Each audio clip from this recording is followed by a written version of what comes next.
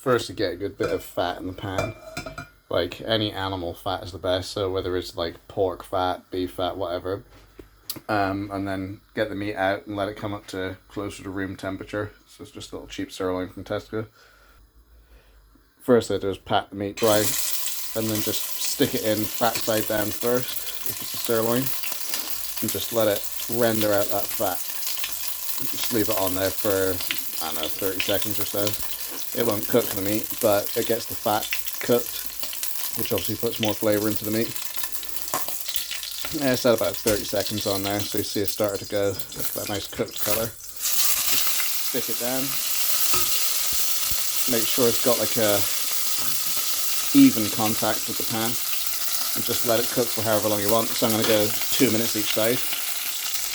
Once it's actually in the pan, I wouldn't be tempted to touch it. Just literally just let it sit there, and that'll build up that crust. It'll build up the sear on the outside. So what we in? About a minute and a bit in now.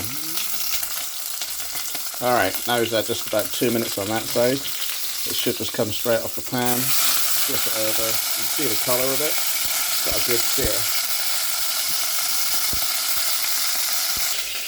And now it's just about 4 minutes in there, so 2 minutes each side. It's only a little piece of meat. So just pull them out. And then just let it rest. So I'm going to let it rest for about a minute, and then I'll season it, cut into it, and see how it is. And with the seasoning, you never want to go shy with it. This beef, so it can take a lot of salt and a lot of pepper. But I mean, you can see how thin that is. That's a wafer thin steak, so if this is even pink inside, I'm going to be surprised. Yeah, so not a bad cut, especially considering how thin it was. It's quite even. You can see it's slightly more cooked on the top side than the bottom side. It's just where the pan, it takes off the heat out of the pan. And that's the other thing, with a pan, I'd always use a stainless steel, but obviously it's harder to use them on electric oven.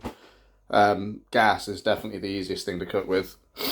But yeah, that is probably about as good as you get for a Tesco steak.